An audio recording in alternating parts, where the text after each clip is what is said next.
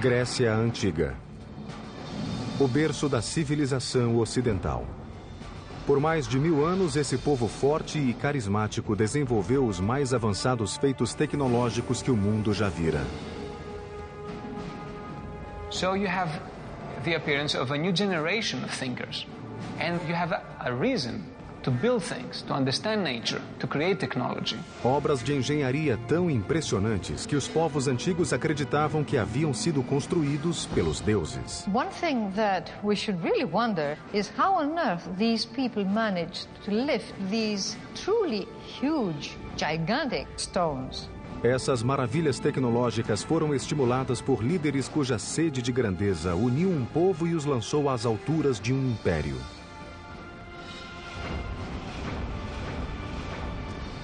Mas essa brilhante explosão de cultura e criatividade sucumbiria vítima de batalhas ferozes que lançaram irmão contra irmão. Duelos mortais que levariam ao fim de uma era de ouro.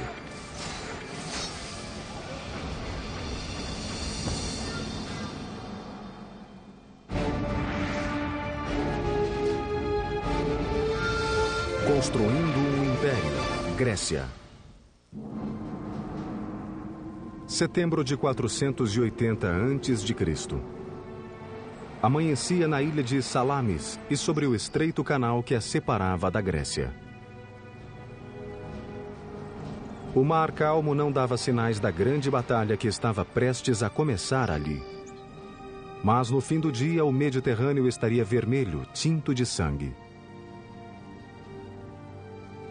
Em jogo, nada menos do que o futuro e a independência da Grécia, um país de ilhas e cidades-estados que estava fora do alcance do maior império do mundo conhecido, a Pérsia.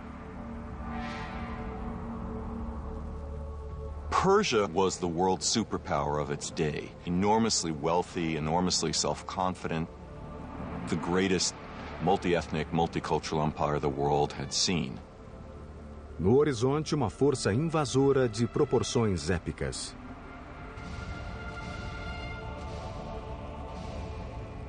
...700 navios com 150 mil guerreiros determinados a anexar a Grécia ao seu império.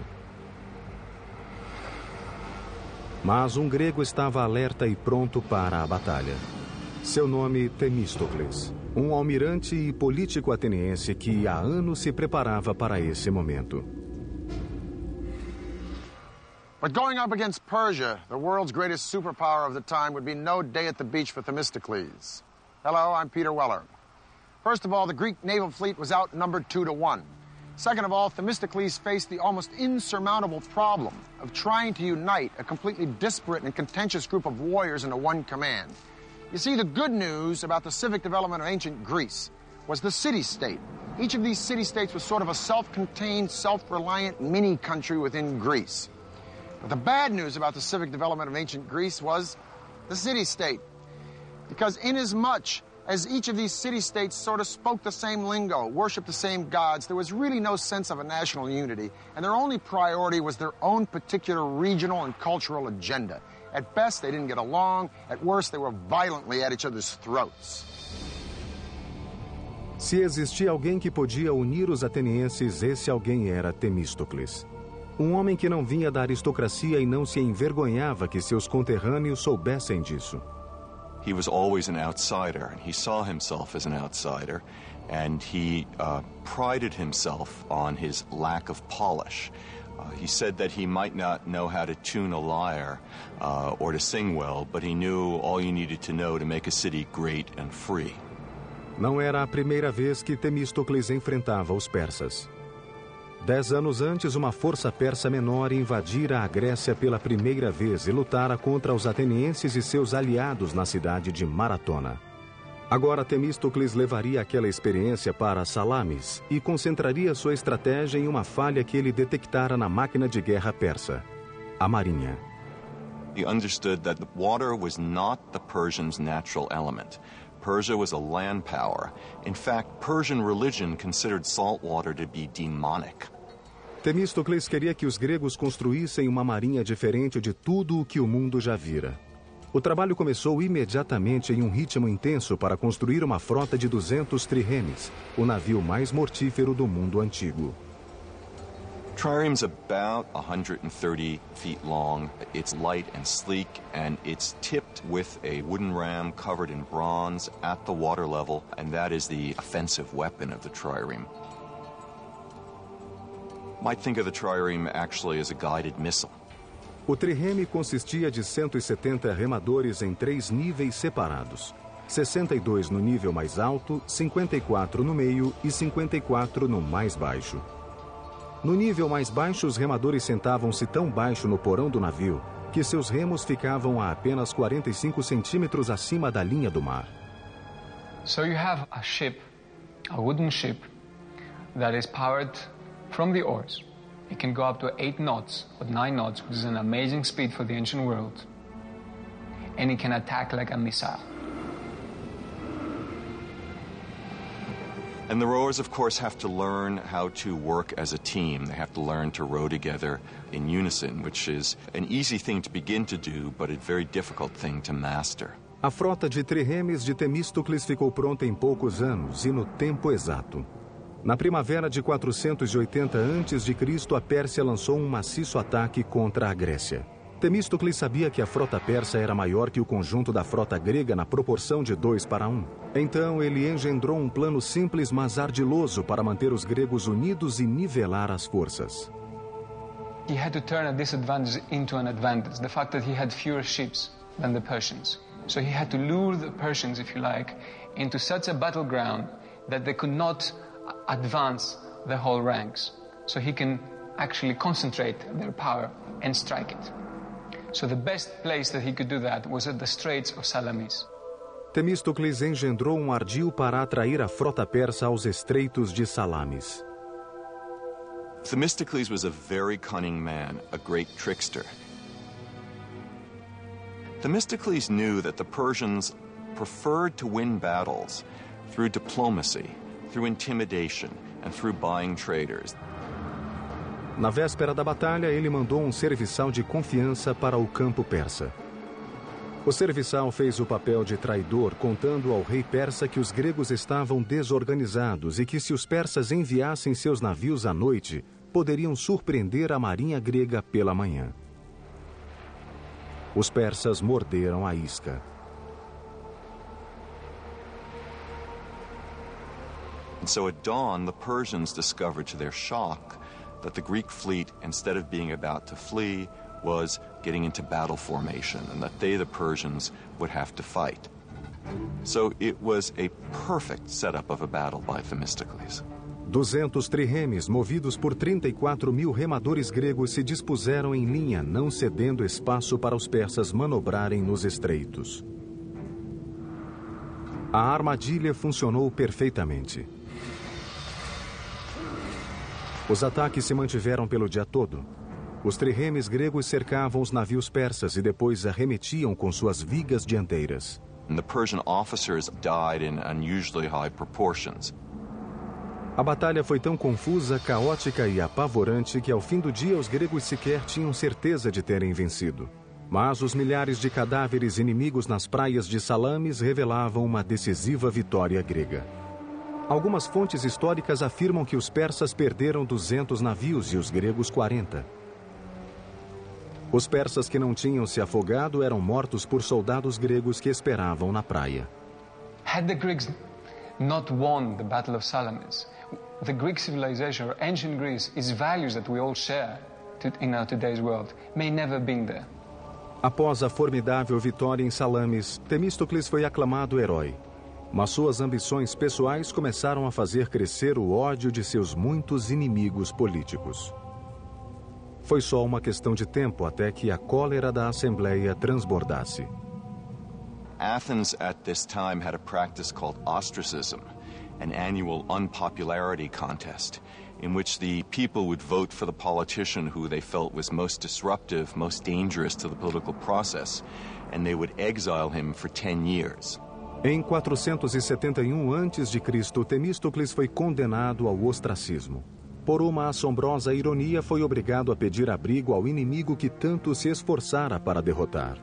ele nunca mais viu Atenas. Amazingly, he was forced to flee to Persia itself, where he found refuge, and he ended his life speaking Persian, working as an administrator for the Persian king, helping the Persians govern Western Asia Minor. Temístocles desempenhara seu papel em uma épica história de poder e de conquistas que se inspirara em um passado glorioso. Os lendários contos sobre deuses e heróis narrados em épicos como a Ilíada e a Odisseia. As histórias podem ser mitos, mas as conquistas desses ancestrais gregos foram reais e ainda hoje se mantêm.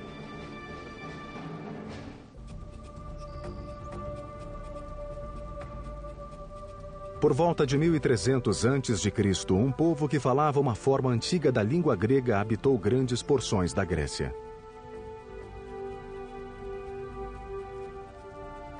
Eles eram conhecidos como micênios e durante anos suas guerras e escândalos, proezas e conquistas foram matéria-prima de lendas e estabeleceram os alicerces da civilização grega.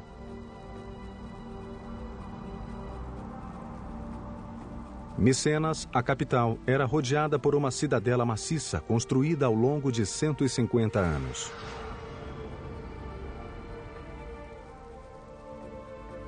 De acordo com o mito, nesta cidade os micênios foram liderados por um rei chamado Agamenon, cujas lutas épicas foram registradas pelo poeta Homero no século VIII a.C. em duas das narrativas mais famosas da história, a Ilíada e a Odisseia. So, the Iliad was something like the Bible for ancient Greeks. It contained a moral story. It told you how you should live. It described gods, it described religion, but also described people. It described situations. It gave ideals that you should look upon.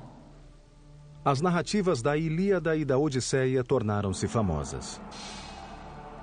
O sequestro de Helena por Paris, os 10 anos do cerco infligidos por Agamenon a Troia, e o gigante cavalo de madeira utilizado pelos gregos para entrar em Troia e destruir a cidade.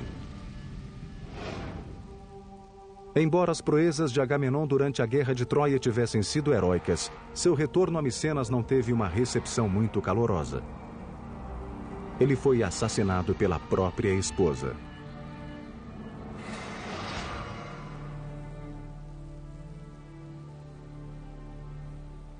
Scholars have debated for centuries whether or not Homer actually penned the Iliad and the Odyssey, or whether he just collected the folk tales of song, or whether he had anything to do with them at all. But if the ancient Greeks came back today, they'd scoff at this pithy harangue. Because of the ancient Greeks, Homer wasn't just some top 40s folk singer, nor was he the best-selling hack writer of some piece of pulp fiction. Homer was an historian. And these legends weren't the bedtime stories to be whispered to the kiddies before the oil lamps were blown out. These were accountable facts.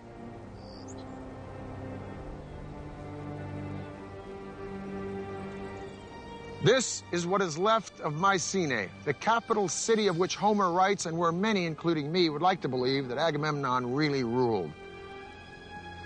These ruins show us that not only were these early Greeks master builders, but they were capable of some amazing engineering feats.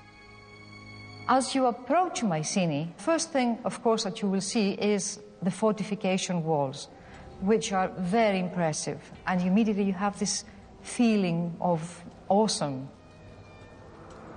Os muros da cidadela de Micenas são formados por blocos de pedra e cada um pesa cerca de 10 toneladas. Foram dispostos com tal precisão que cada pedra se encaixa perfeitamente no bloco adjacente.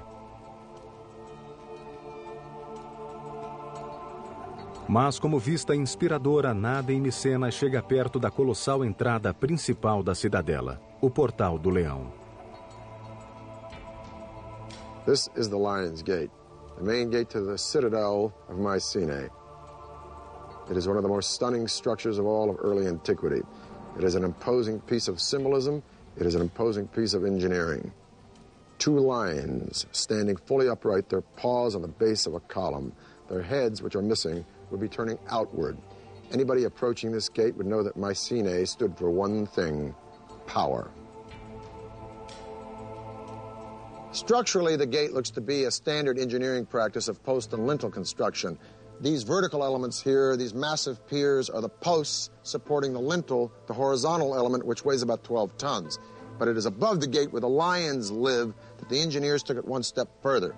If you look at this triangle of indented stones right by the lions, it develops an element that we call the corbelled arch. Suppose you have these 4 stones, and instead of piling them up, you try to create an opening from that side, and you steal a little bit of space by putting them this way. This is cobbling. If we are a little bit more ambitious because this is not sufficiently large, and we try to displace further these stones, still in cobbling, then we are running this risk that this is falling down. So what is the little trick? It's simple. You start putting counterweight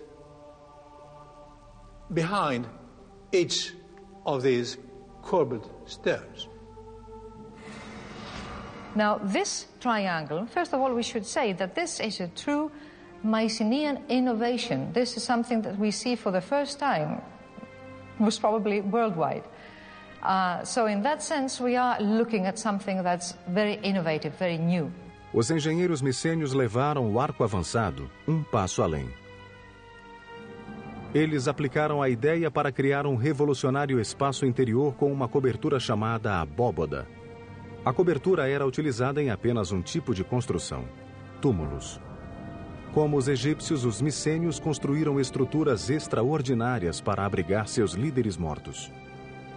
Esses túmulos chamavam-se tóloi. Suas construções partiram de algo que os engenheiros micênios nunca haviam feito. I mean, the circular form is completely absent in the architectural minds of the Mycenaeans. The Mycenaeans work with straight lines and right angles. So the circle is just for this kind of structure.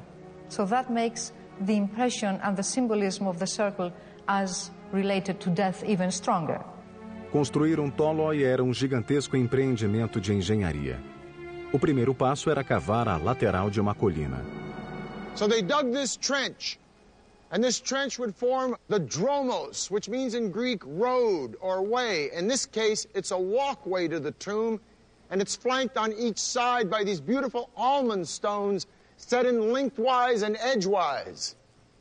Now, 3,200 years ago, in 1200 BC, a visitor approaching would walk down this dromos, and then he would be confronted by an unbelievably magnificent and stunning sight, this massive doorway. The doorway would be flanked by 2 fantastic columns carved out of solid green marble with zigzag and spiral designs going all the way up. Each one of these massive stones is 2.5 feet tall, and there are 33 rings of these stones laid out in a conical shape. Now, each layer of stone is laid over the lower one in a sort of protruding fashion. That's what we mean by the corbelled style. And then they're shaved down to make it all very smooth. In order for this structure to be stable, you need a constant pressure from outwards inwards, very much like a barrel where you need this band, this metallic band around to keep the rings together. This pressure comes from the addition of earth. As they build, they add earth from around, and quite a lot of earth, and there comes a point when they have finished the beehive structure inside. At the same time, they have built a whole earthen mound on top. Por volta de 1100 anos antes de Cristo, essa civilização grega se desintegrou e desapareceu repentina e misteriosamente. There's lots of theories about that. I think the most dominant one is new tribes, new barbarian tribes came from the steppes, and they attacked the civilizations of Egypt, they attacked the civilization of Mesopotamia, causing disruption in the trade routes. But that became their fall. Com a queda de Micenas, a Grécia entrou na Era das Trevas. Por 4 séculos, sua cultura caiu em profundo torpor. Então, no 8º século antes de Cristo, as cidades-estados autonomamente começaram a se desenvolver e a florescer. cada qual forjando sua própria identidade e competindo por superioridade econômica, militar e tecnológica. Uma ilha grega em particular, Samos, veria a construção de um dos feitos de engenharia mais impressionantes do mundo antigo, movendo montanhas para levar água ao povo.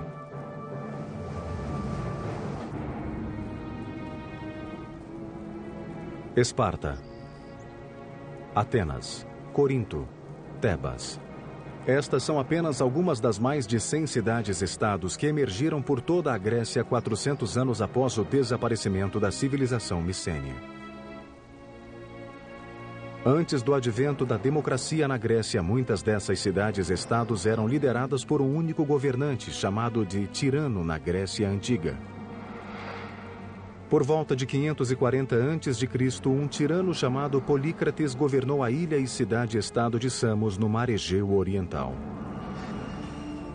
He was quite a player on the international scene. He made tactical alliances, not just with the Persians, but also, for example, with the Egyptians. He was an ambitious figure. Polícrates viu que o caminho para o poder de uma ilha como Samos era pelo mar. Ele construiu uma frota de 100 triremes, aterrorizando as cidades-estados vizinhas e taxando navios que passavam pela região. Under Polycrates, Samos, his home island, became the dominant sea power, and that was the basis of his wealth and power. Com sua riqueza recente, Polícrates construiu muros defensivos em torno da capital e se lançou a resolver um problema que atormentava muitas cidades no árido clima mediterrâneo: água potável. Samos was a very, very important and powerful city. They were needing a lot of water and they were short of water. Havia uma nascente abundante, mas ficava a 274 metros no Monte Castro. Polícrates e seus engenheiros tinham que imaginar o modo de ligar a cidade à fonte. Construir um aqueduto em torno da montanha não era uma opção. You could construct a water supply system around the mountain, but the first thing a besieging enemy would do to cut off that water line, and there you are with your wonderful fortification, with your wonderful new walls, and you're drying out. A solução requeria algo fora do comum. Polícrates procurou um engenheiro chamado Eupalinos. Este veio com uma solução que literalmente significava mover uma montanha, um túnel que atravessasse o Monte Castro. Seria um projeto enorme e extenso. The time needed for such tunneling should be enormous. Therefore, the decision was taken to drive tunnels from both sides. This is a mathematical and a technical problem. Como os engenheiros da atualidade fizeram sob o Canal da Mancha, Eupalinos cavou túneis dos dois lados da montanha para que se encontrassem no meio. Para tanto, teria de se certificar que cada túnel começasse na mesma altura nos lados opostos da montanha. Os túneis também tinham que coincidir no plano horizontal. Caso contrário, eles passariam um ao lado do outro como navios na noite. Sem equipamento sofisticado de exame topográfico, era um notável desafio de engenharia. A teoria envolvia uma caminhada curta em torno de uma grande montanha. Simulando um caminho da fonte para a cidade em curtas linhas perpendiculares, Eupalinos podia medir cada pequena extensão para calcular dois lados de um triângulo retângulo. Com dois lados do triângulo conhecidos, a hipotenusa era o caminho do túnel através da montanha. O que tornava esse prodigioso feito de engenharia ainda mais impressionante é que envolvia não só um túnel, mas dois. O túnel principal foi cavado a uma altura e largura de cerca de 2 por 2 metros, para ser usado apenas como espaço de trabalho para cavar um segundo túnel adjacente e abaixo do principal e que serviria como aqueduto. O túnel de trabalho foi cavado em terreno plano e o do aqueduto na lateral e abaixo daquele. Esse segundo túnel precisava ter um leve declive que permitisse o fluxo suave da água em direção à cidade. O risco de vida era permanente naquelas escuras e perigosas entranhas da montanha. Once they were in the mountains, the difficulties must have been paramount because rock may be moving in unpredictable ways. Water may all of a sudden splash up and cause havoc. This was probably a constant danger. Apart from that, it was dark and needed to be illuminated, and you needed to constantly know where you are in order to keep your line straight. Após pequenos ajustes, as duas equipes se encontraram na metade do caminho, quase que exatamente onde Eupalinos originalmente determinara. Os pisos dos dois túneis se conectaram com apenas 60 centímetros de diferença, uma discrepância de menos de 1% do comprimento de 1.066 metros do túnel. Esse impressionante feito de engenharia pode ter sido o momento luminoso do reinado de Polícrates, mas sua sorte política não seria tão brilhante. The Persian governor on the coast of Asia Minor decided that that degree of autonomy that Polycrates enjoyed was unsuitable to the development of Persian power, and he was arrested and brutally tortured and crucified. Polícrates foi apenas um entre muitos tiranos que governaram as cidades-estados da Grécia Antiga entre 800 e 500 a.C. O poder de poucos sobre muitos era a única forma de governo que os humanos conheciam. Mas isto estava prestes a mudar. A cidade-estado de Atenas mudaria o curso da história. O líder visionário que faria isso acontecer se chamava Péricles. Seu legado seria um monumento eterno da Acrópole ateniense que se ergueu acima das nuvens. Um impressionante exemplo de precisão de engenharia chamado Partenon. Em 480 a.C., quando Temístocles derrotou os persas na Batalha de Salamis, ele salvou não só Atenas, mas também sua jovem democracia que nascera há 25 anos. Para Atenas, a época do governante único acabara. Atenas era rica em poder militar, tesouros, tecnologia e ideias.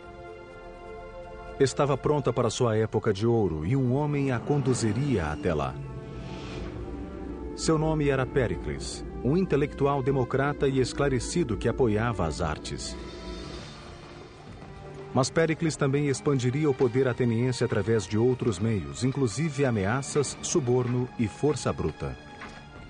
Pericles came from one of the old aristocratic families of Athens, so he came from the kind of family background in which a career of political and military leadership was expected. Sua escalada ao poder começou quando foi eleito, ainda jovem, para o posto de estrategos, em um grupo de 10 homens que comandavam o exército e definiam a política externa. Político nato e talentoso orador, Péricles logo se tornou o estadista mais influente e poderoso de Atenas. Pericles was the typical political animal, if you like. This guy was a politician. He was able to speak and convince. He was completely dedicated to what he did. Péricles tornou-se líder de Atenas em 461 a.C. Graças à frota de triremes que Temístocles construíra, a marinha ateniense manteve-se insuperável no Mediterrâneo Oriental. Mas, apesar da derrota do Império Persa em Salamis, sempre pairava a ameaça de uma outra invasão. Em 478 a.C., Atenas e as cidades-estados do Egeu formaram uma aliança de defesa mútua chamada Liga de Delos, a versão da OTAN do mundo antigo. By 450 BC, Athens has become the undisputed leader of the Delian League, which is nothing more than a money faucet for the city-state. But Pericles, as undisputed leader of Athens, finds ways to put this money to the best possible use by building massive public structures that best reflect the grandeur and magnificence of Athens. Now, legend has it that Poseidon, god of the sea, and Athena, goddess of wisdom, each came to the Acropolis to compete for the patronage of the city, the outcome to be decided by the inhabitants. Poseidon struck the ground with his trident, and up popped a spring. Athena struck the ground with her spear, and up came an olive tree, which not only suggested sustenance for the Greeks, but a possible outlet for a commercial venue. Thus, Athena became the patron goddess of the city. Over the centuries, there were several temples to Athena, most of them destroyed. But we leave it to Pericles to give the world the most remarkable piece of architecture in all of Greek antiquity, the Parthenon. Péricles decidiu reconstruir o Partenon na Acrópole, usando as fundações de um antigo templo de Atena. Foram necessários milhares de trabalhadores e hábeis artesãos para criar esse templo magnífico. Custou mais do que qualquer outra edificação projetada pelos gregos, 30 milhões de dracmas, o equivalente a bilhões de dólares. That's an amazing amount, but keep in mind that was a huge state enterprise. A construção do gigantesco projeto começou em 447 a.C. O Partenon deveria ter 2/3 de um campo de futebol. Suas dimensões externas, 70 metros de comprimento por 31 de largura. O primeiro desafio foi retirar o mármore de uma pedreira na montanha a 16 quilômetros. Ao todo, seriam necessárias 30.000 toneladas da delicada pedra branca. Na pedreira, os trabalhadores usavam as fendas naturais para retirar da montanha blocos gigantescos de mármore. The first step is to locate these cracks and calculate if this piece of marble is sufficient for my specific purpose. The second step is to put within these cracks both horizontal cracks and vertical cracks, wedges, iron wedges. Why? Because an enormous energy was given by hammering all these wedges simultaneously, so that the brittleness of the material makes further cracking. Com os blocos gigantes prontos, grupos de homens usavam alavancas, cordas e roldanas para manobrar o mármore e prepará-la para o transporte até a Acrópole. Acidentes eram frequentes. There was an enormous risk that this big block would slide further on, killing people underneath. Cortar e transportar o mármore da montanha foi apenas metade da batalha na construção do Partenon. Os engenheiros agora tinham que responder à questão: como levantar aqueles monstros de mármore de 10 toneladas e erigir o maior templo que o mundo já vira? Julho de 447 a.C. A construção de um magnífico templo começou na Acrópole ateniense.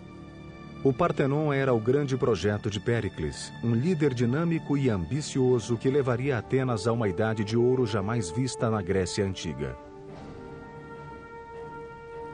It was a statement. We are the most powerful city. We are the cauldron of democracy and free thinking. We have the best people, we have the best army, the best navy, we are the leaders. O Partenon diferia da maior parte dos templos da época, que consistia de uma construção hexastilo com pórtico de 6 colunas e 13 colunas laterais. O Partenon seria um octoestilo com 8 colunas por 17. That makes the building very different because they all have basically the same proportions. When you make them larger, you simply scale up everything. To make it wider was to give it an extra dimension. As colunas forneciam o apoio principal para a estrutura. Cada coluna consistia de 11 tambores empilhados uns sobre os outros. Como eram esculpidos, se encaixavam perfeitamente quando colocados em coluna. Para isso, o topo de cada tambor era dividido em 4 círculos concêntricos, com cada anel aplainado ou não, dependendo da intensidade necessária de fixação para se encaixar com o tambor seguinte. No centro de cada tambor, os pedreiros abriram um entalhe retangular de 15 centímetros de área e de 7 a 10 centímetros de profundidade. Depois, os carpinteiros inseriam cavilhas nos entalhes que serviam para alinhar e centralizar com o tambor de cima. O desafio seguinte era levantar os pesadíssimos tambores, sobretudo os das seções mais altas. Uma única coluna do Partenon pesa entre 63 e 119 toneladas. A crane is an extremely simple device. You have just a boom, and then you have a series of pulleys, which, as we know, just give you the possibility of taking up a weight of, say, 10 tons by pulling down only 100 kilos. Os engenheiros prendiam a pedra no guindaste de várias maneiras. O método mais utilizado era amarrar a ponta da corda na parte superior de um gancho de metal em S, firmar as cordas mais curtas na parte inferior do gancho e laçá-las em pequenos botões que eram deixados em bruto no mármore precisamente com esse objetivo. Normalmente eram deixados 4 botões no tambor ou no bloco de pedra, distribuindo uniformemente a força necessária para içar o objeto. As paredes dos espaços interiores deveriam ser colocadas com muita precisão, pois os construtores gregos não usavam argamassa. Para manter unidas as extremidades de cada bloco, os construtores cavavam as laterais com um desenho em T duplo. Depois inseriam bastões de ferro para mantê-los unidos. Com as colunas e os blocos em posição, os botões utilizados para içá-los eram tirados e as marcas aplainadas. There's a saying that there are no straight lines in the Parthenon. Now, what's meant by this is that the architects incorporated a series of sort of optical illusions when they built it. It starts with the stairs, goes up through the columns, all the way up to the top of the building, the pediment, that triangular element at the top. So let's take a look at the stairs. They seem to be straight, but no. Closer look, they bow in the center and they go back down at the end. Now this conceit, if you will, continues right up to the columns. This column is of the Doric order. There's no base. It seems to grow right up out of the stone. Each column has 20 flutes, which makes the column sort of undulate as you look around it. And then the column bows out in the center and bows back up at the top. This is a process called entasis. Such long lines, which are more or less at the level of your horizon, tend to curve. So in order to extinguish this effect, they curve them the other way. So the result, again, is more harmonious and you see it as being straight. Because if it was all straight, perfect, right angles, then you will see it like that. A principal função do Partenon era dar abrigo à monumental estátua de Atena. Parthenon was an extremely expensive building, but the statue inside of it was almost equal in cost to the building itself, if not even more expensive. Athena's statue was about 10, 11 meters high. That means 32, 35 feet or so. And it was of the materials gold and ivory. Centenas de escultores criaram figuras que pareciam vivas, o que demonstra que havia talento não só na construção. O trabalho mais famoso na decoração do templo é o friso que corre nas paredes internas. Foi esculpido em baixo relevo, com as figuras muito próximas do plano de fundo. Retrata a Panateneia, uma celebração à deusa Atena realizada a cada 4 anos.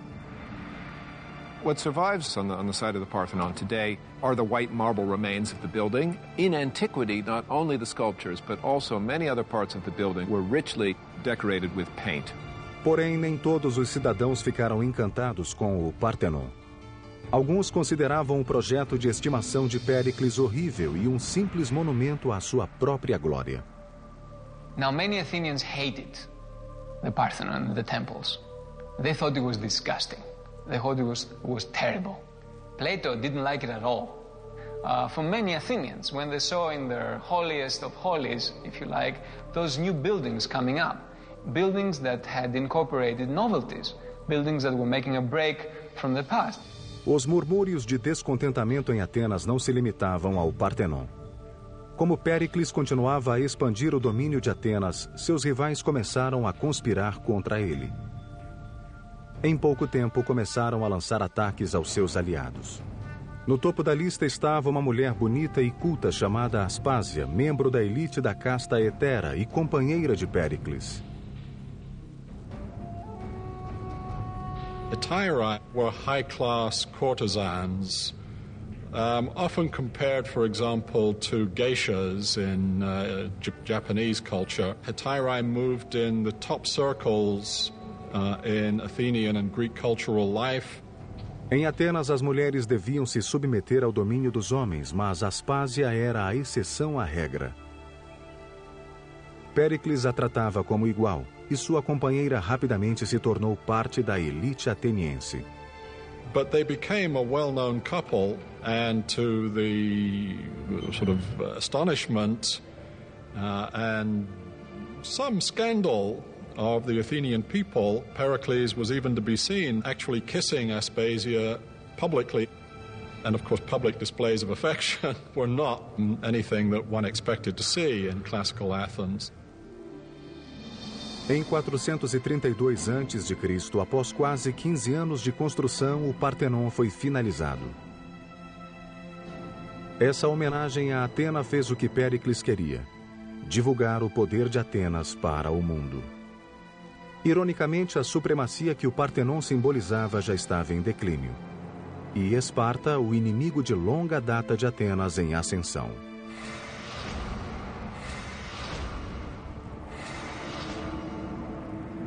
Once Athens had established this great alliance system, or as some people put it, this Athenian empire, and arguably that's what it became, the Spartans began more and more to look askance, as it were, at the Athenians, and eventually, by the 430s, to feel threatened by the Athenians. Em 431 a.C., Esparta atacou Atenas. Durante 2 longos anos, Atenas resistiu ao cerco de Esparta, mas a luminosa cidade de Péricles estava prestes a sofrer o ataque de um inimigo invisível. After a couple of years, because of the overcrowding in the city of Athens, disease that seems to have come originally from the Near East attacked the Athenian people. It's known as the Great Athenian Plague. Large numbers of Athenians died in this plague. Péricles, então, com mais de 60 anos, sobreviveu à peste, mas estava fisicamente debilitado e sobre ele pesava a culpa pela desgraça da cidade. Em 429, com a peste e a guerra eclipsando sua amada cidade, Péricles morreu.